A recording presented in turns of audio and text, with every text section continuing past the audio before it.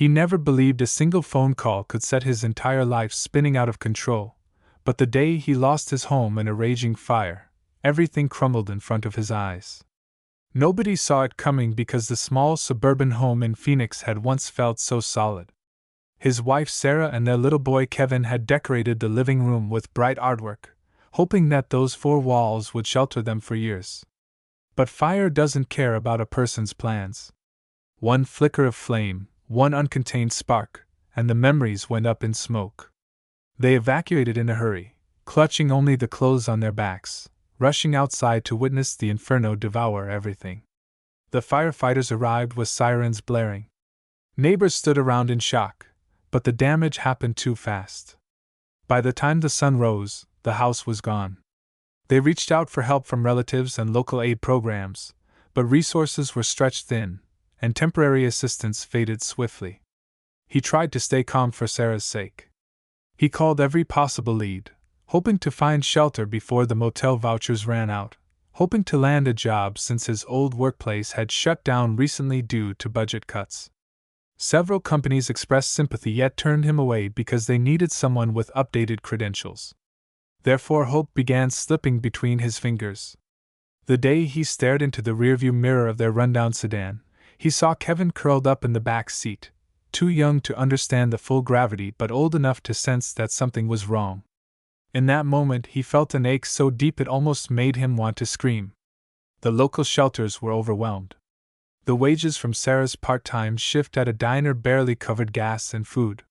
He felt haunted by the memory of the night everything burned, but he had no time to dwell on the past. Their car became their temporary lodging spot. Days blurred as they scoured the city for opportunities. He attempted to find day labor jobs, but competition was fierce. Sarah sometimes cried quietly, not wanting Kevin to see her tears, but he noticed anyway. He asked questions about when they could go back to having a real bed. The father tried to reassure him, saying they only needed a bit of luck. Secretly, he felt guilt gnawing away at his confidence. He prayed for a miracle but found only the cold reality of a struggling economy. The scorching Arizona heat baked their car by day, making it almost impossible for Kevin to stay comfortable. The father worried that an entire summer baking under the sun could break their spirits. Late one evening, after Sarah's diner's shift ended, they parked near a rest stop on the outskirts of town. Desert wind whipped around them, rattling the sedan's windows. He stared at the city lights in the distance, feeling more removed than ever from a sense of normalcy.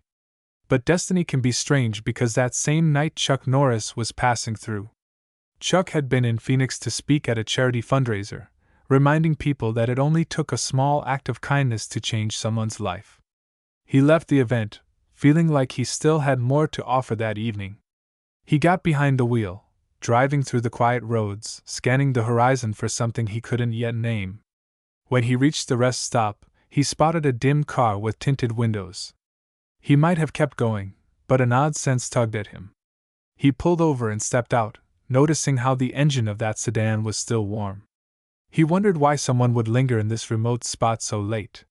He had encountered hopelessness before, so he recognized the invisible weight that seemed to cling to the air around that vehicle.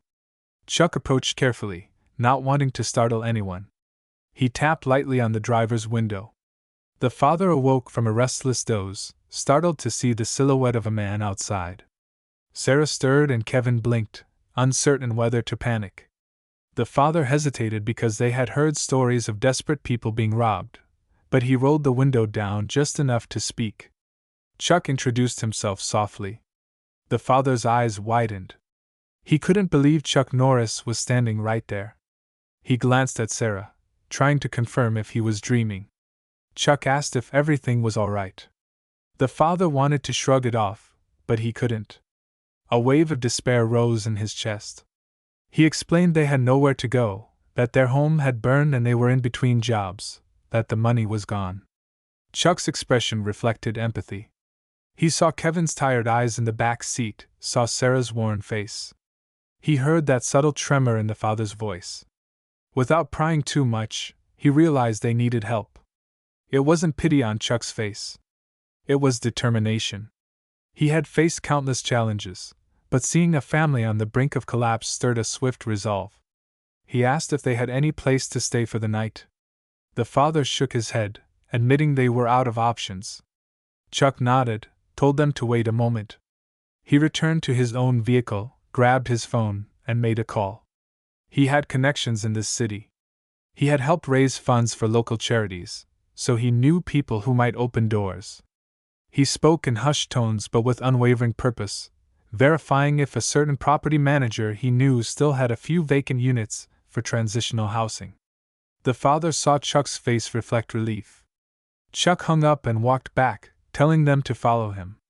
The father was hesitant because he barely had the money for gas, let alone rent. Chuck simply said he would take care of it. They drove in the quiet night, crossing deserted streets until they arrived at a modest apartment complex on the southwestern edge of Phoenix. The property manager, a middle-aged woman named Brenda, was waiting outside in pajamas, having jumped out of bed to answer Chuck's request. She gave the family a warm but sleepy smile. Chuck explained that they needed a roof over their heads immediately. Brenda seemed hesitant about waiving credit checks or deposits, but Chuck looked at her with quiet conviction. She shrugged and said if Chuck was vouching for them, that was good enough. She handed them a set of keys to a vacant unit typically reserved for emergency cases. The father felt an overwhelming wave of gratitude. He tried to speak, but words got lodged in his throat. Sarah teared up, hugging Kevin as they all stepped into the small apartment. It wasn't luxurious. It had a worn couch, chipped paint, and a faint musty smell, but for them it felt like a safe haven. They stood there for a moment, letting the reality sink in. Kevin ran his hand over the couch as though he had never seen furniture before. Chuck said they should rest. He told them not to worry about immediate rent. He had arranged a short-term arrangement, so they could focus on stabilizing their situation. The father offered profuse thanks, telling Chuck that it was the first glimmer of hope they'd had in weeks. Chuck smiled and asked about the father's work experience. The father explained he had been involved in warehouse management, but had also done some construction and mechanical repairs. Chuck's mind churned with possibilities. He said they would figure something out by morning. The father could hardly sleep, though. His mind buzzed with what had just happened. He wrestled with a lingering fear that this might be too good to be true. But dawn arrived with sunlight streaming through the dusty blinds, illuminating the small living room. The father woke to see Kevin curled up comfortably, Sarah resting peacefully. It was a sight he had thought he might never see again. He stepped outside to find Chuck on the phone again, pacing in the parking lot.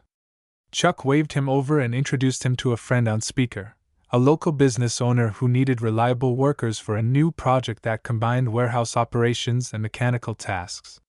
The father stammered his thanks, but Chuck only smiled, telling him to fill out the basic paperwork.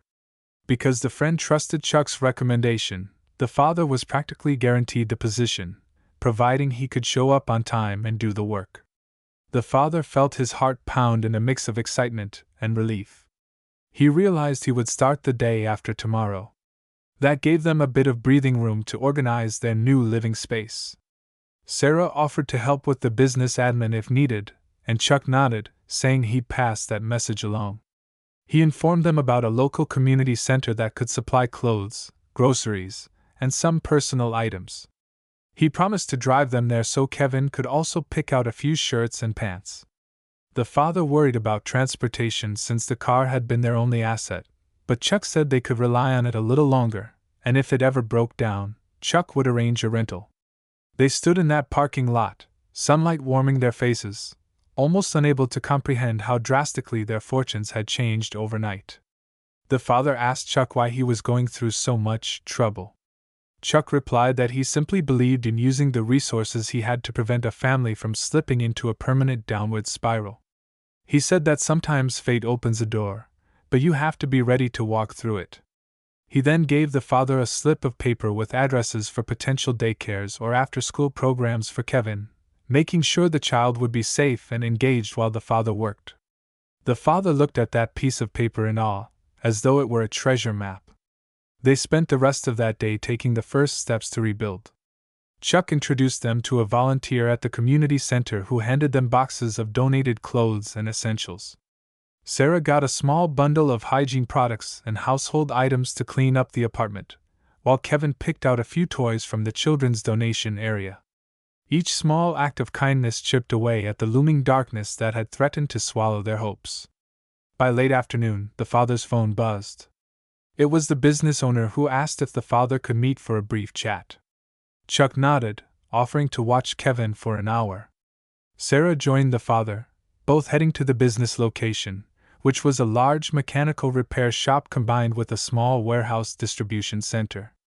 The father walked through the facility, listening to the background hum of machinery. The owner introduced him to some staff, showed him the main floor, explained the tasks he would be handling. The father felt a spark inside him. This was an environment he understood. The pay wasn't astronomical, but it was stable. The father shook the owner's hand, confirming that he was ready to start whenever needed. When they got back to the apartment, they found Chuck sitting on the couch with Kevin, talking about the merits of trying new hobbies. The father and Sarah felt like they had stepped into an entirely new world, one where strangers could become allies almost overnight. They expressed their gratitude yet again, but Chuck insisted that it was their own willingness to fight that made all the difference. He saw they were good people in a tough spot. He told them not to be ashamed. Next, Chuck arranged a meeting with a representative from a local philanthropic group that specialized in helping families rebuild after disasters. They had resources for home repairs or even assistance in purchasing a small used vehicle if needed. The father looked overwhelmed by these possibilities. He worried about strings attached, but Chuck clarified that this group simply believed in bridging gaps when families faced life-altering crises. Chuck also said that sometimes you need to let others help when you can't do it alone. Days flew by as the father began his new job. He woke early, commuting across town in their old car but returning in the evening with a sense of pride that he could once again provide something for his family. Sarah spent time exploring administrative job postings, hoping to land an office gig. Kevin got enrolled in a half-day program at a local community center, which allowed Sarah to look for more employment without worrying about childcare. The father's first paycheck felt like an enormous victory. He used part of it to stock the fridge and buy a few basic furnishings for the apartment. Chuck remained in the background, occasionally calling to check in, but he never smothered them. He understood that independence was crucial for restoring their confidence. During one weekend, Chuck invited them to a small gathering at a local park where families affected by fires or floods often met to share experiences. The father initially hesitated, feeling uncomfortable reliving the trauma, but he realized Kevin might benefit from seeing that they weren't alone in this struggle. They went, and the father spoke with others who had lost everything. Some had been left homeless for months, but slowly they rebuilt. Hearing their stories filled the father with renewed courage, reminding him that while their path was difficult, it was not impassable. Chuck introduced them to a woman who specialized in navigating insurance claims for low-income families. She heard their story, took down their information, and promised to fight on their behalf. The father almost cried because dealing with the insurance company had been a nightmare. She smiled, saying she had handled worse. By the time they left that gathering, Sarah looked hopeful, Kevin ran around with new friends, and the father finally began to see a future that wasn't riddled with despair. Chuck watched them from a distance, satisfied that they were finding their own footing. Because of Chuck's initial intervention, they had an address, a job, and now a support network forming around them. Every day, the father returned home from work more confident in his abilities, investing time and effort into learning new skills. The business owner noticed his dedication and mentioned possible advancement if he continued to excel. Meanwhile, Sarah's search paid off when she landed a part-time office position. It wasn't a dream job, but it offered stability and a foot in the door. Their finances slowly improved. Kevin adjusted to his new routines, forming friendships with local kids. The father realized how close they'd come to being stuck in their car indefinitely. He knew that if Chuck hadn't knocked on that window, they might still be drifting from one parking lot to another. One evening, Chuck stopped by with a small gift for Kevin, a soccer ball. He playfully kicked it around in the parking lot, showing Kevin a few moves.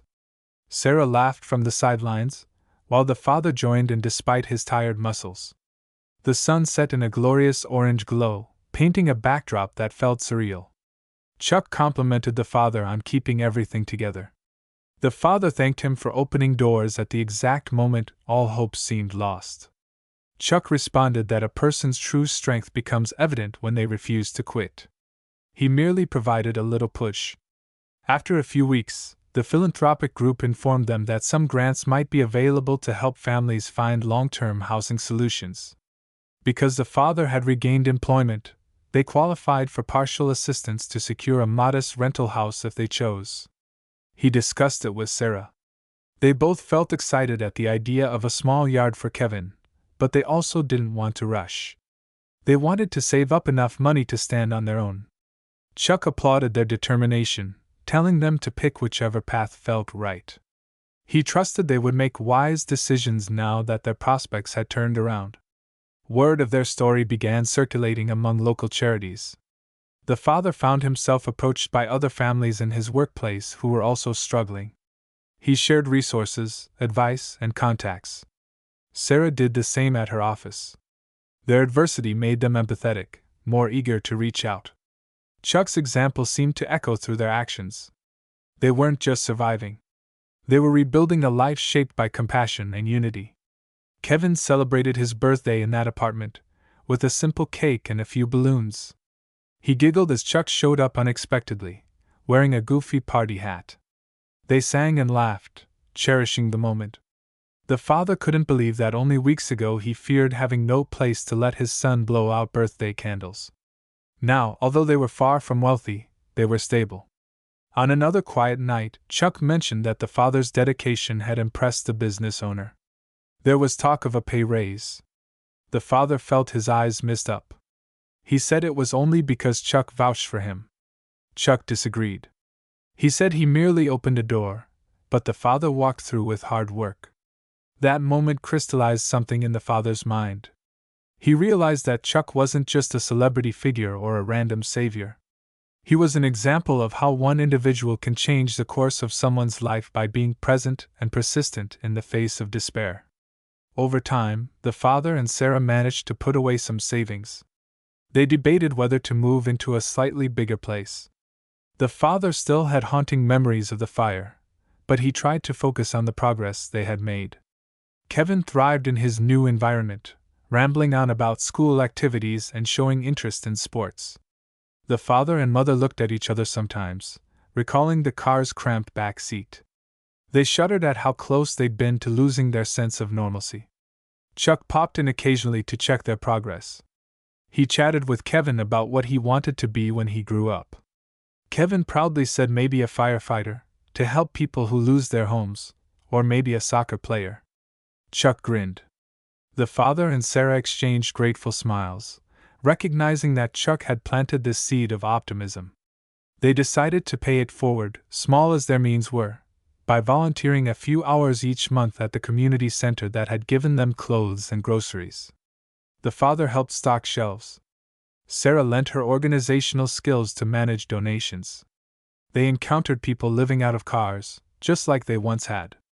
The father would pause to share a quiet word of support, ensuring they didn't feel invisible.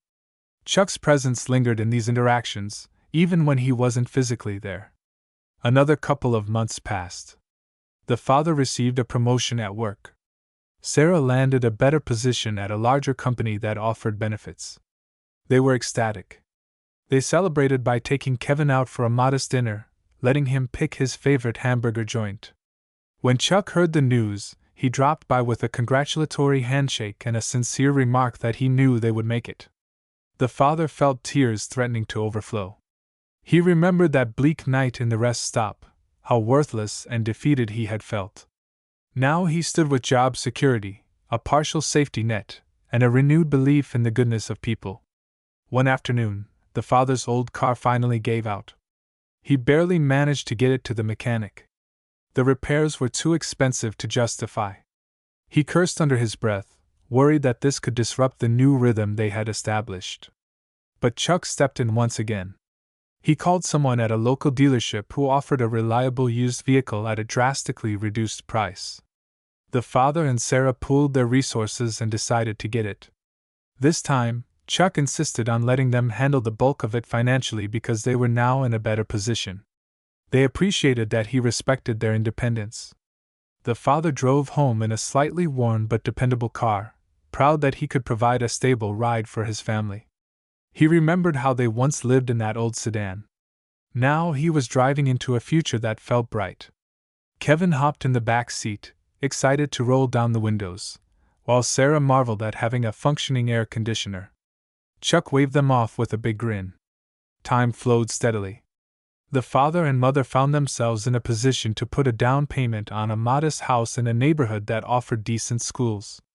They still needed additional aid from the philanthropic group for the final push, but they had become prime candidates due to their consistent employment and Chuck's references.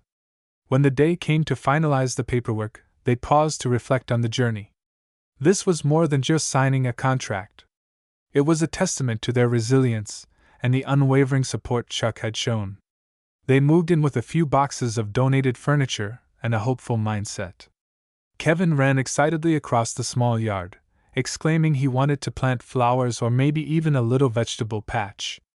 The father and Sarah laughed, tears brimming because they had once feared they'd never escape the suffocating clutches of homelessness. Chuck arrived with a toolbox, helped them install a new mailbox, and cracked a few jokes about the father's limited handyman skills. They shared a simple meal on folding chairs, the walls still bare but full of promise. Chuck told the father how proud he was. The father confessed that Chuck had saved them in more ways than one. Chuck simply said the father and Sarah's love for each other, and Kevin was the real driving force. He only removed a few roadblocks. The father felt something shift in his chest. He realized that Chuck's approach wasn't charity. It was empowerment. After a few weeks, the father found a quiet moment to reflect on that night at the rest stop. He had never told Chuck this, but he had felt so hopeless that he considered driving far away to spare Sarah and Kevin from his perceived failure. That seemed unthinkable now. He watched Kevin sleeping in a real bed, safe under a real roof, because Chuck had offered a lifeline. One evening, local news picked up their story. A reporter interviewed them about how they rebuilt after a devastating fire and subsequent homelessness. The father kept mentioning Chuck's intervention. Chuck told him not to dwell on that, saying the father's hard work was what truly mattered. But the father persisted, wanting everyone to understand how crucial that moment had been. The reporter wrapped up the segment, calling Chuck a real-life guardian angel for families in distress. Chuck waved off the praise, insisting that each of us can be that person if we decide to. He believed that ignoring people's struggles, especially when a small effort could change everything, was never an option. The father's eyes shone with gratitude. Friends and neighbors who saw the broadcast congratulated him, marveling at how quickly he rose from the ashes. Soon enough, the father and mother found small ways to mentor others in similar positions, reaffirming the principle that hope can spread like ripples in a pond. Each family they guided remembered Chuck's name, so Chuck became a quiet legend in that neighborhood. Life settled into a steady rhythm. The father advanced at his job, earning enough to build modest savings. Sarah became an integral part of the office where she worked, forging connections that might lead to future growth. Kevin excelled in his school activities, proud to show his parents his drawings of a house that symbolized warmth instead of fear. Whenever Chuck passed by, he was greeted like family. They'd share stories over dinner, reminiscing about that first night in the cramped sedan. Chuck felt relief seeing how their resilience took root. One afternoon, as the father hammered a picture frame into the living room wall, Kevin asked if they were all better now. The father knelt down, pulled Kevin close, and explained that nobody's life is ever perfect, but they were safe, stable, and had each other. That was more than enough. He silently thanked Chuck for guiding them toward this new beginning. Months later, Chuck showed up wearing a grin. He wanted to see if they might help him with a small philanthropic mission aimed at connecting unemployed parents to potential workplaces. The father jumped at the chance, explaining how each bit of assistance could reshape a life. They formed a local volunteer group, meeting on weekends, dedicating a few hours to helping job seekers build resumes or practice interviews. Sarah contributed her office expertise. Kevin sometimes handed out water or snacks, feeling proud to be part of something bigger. Eventually, that volunteer group expanded, winning modest grants to continue operating. More families found stability instead of drifting into homelessness. The father watched these transformations, recognizing the same spark of hope he'd seen in Chuck's eyes. He understood now that Chuck's real gift wasn't money or fame. It was the power of showing up at the precise moment someone needed help, and refusing to let them fall into darkness. Time marched on, but the memory of living in their car never fully faded. Occasionally, Kevin asked if they could visit the old parking spots they once knew. The father took him on a quick drive, quietly pointing out how far they had come. Kevin didn't remember all the details, but he held his father's hand, trusting that everything was going to be okay. Meanwhile, Chuck continued his life, traveling and speaking about community resilience. But in Phoenix he remained a local hero whose footprints led one lost family out of ruin. People told the tale with variations, some painting Chuck as a wandering angel who just happened to appear at that rest stop. The father didn't mind the exaggerations. He understood that behind every legend there was a real person who cared enough to intervene. He had lived that intervention firsthand. Eventually, they returned to that same rest stop, once all was secure in their lives, to stand where they had once felt rock bottom. The father, Sarah, and Kevin breathed in the night air. They looked at the battered vending machines and flickering lights. The father recalled how they had nearly lost themselves to despair. This time, they left the lot with heads held high, driving away in a dependable car toward the cozy house that Chuck helped them secure. That cycle of tragedy to triumph became a shining example for others in their orbit, reinforcing the belief that no matter how bleak circumstances appear, one person can make a difference if they decide to care. In the end, Chuck slipped away from the spotlight, never one to crave long applause. He just quietly watched them thrive, satisfied that a family once on the brink of permanent ruin was now flourishing.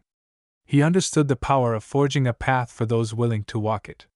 When the father's phone buzzed late one night with calls from newly homeless families looking for guidance, he smiled wearily, remembering how Chuck had answered his own distress call without hesitation.